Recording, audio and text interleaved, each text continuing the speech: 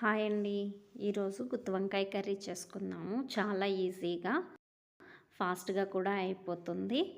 First అయితే పల్లీలను తీసుకొని వాటిని బాగా ఫ్రై చేసుకొని అందులోనే ఒక స్పూన్ నువ్వులు వేసుకోవాలి.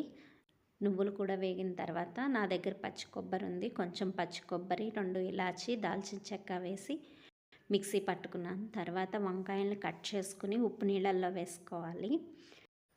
బాండి పెట్టుకొని కొంచెం ఆయిల్ వేసుకొని అందులో వంకాయలను వేసి ఫ్రై చేసుకోవాలి. అందులోనే వంకాయలు వేసిన దాంట్లోనే కొంచెం ఉప్పు, పసుపు వేసి ఒకసారి కలిపి మూత పెట్టుకోవాలి. ఈలోగా మనం మిక్సీ పట్టుకుందాం.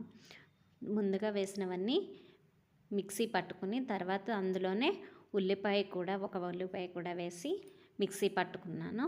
అందులోకి కొంచెం ఆయిల్, కొంచెం పసుపు, కొంచెం కారం, కొంచెం సాల్ట్, కొంచెం గరం మసాలా, కొంచెం అల్లం వెల్లుల్లి పేస్ట్, లాస్ట్లో కొంచెం లైట్గా షుగర్ కూడా వేసాను. జస్ట్ కొంచెం, టేస్ట్ చాలా బాగుంటుంది.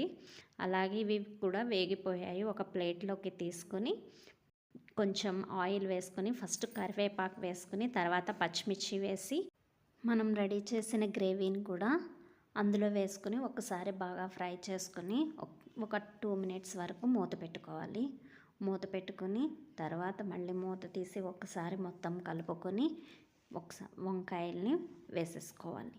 వంకాయల్ని వేసి ఒక్కసారి మరీ ఎక్కువగా కాకుండా ఒక 2 టైమ్స్ కలిపేసి కొంచెం సరిపడగా వాటర్ వేసి సాల్ట్ మీకు సరిపడినంత సాల్ట్ వేసుకోండి.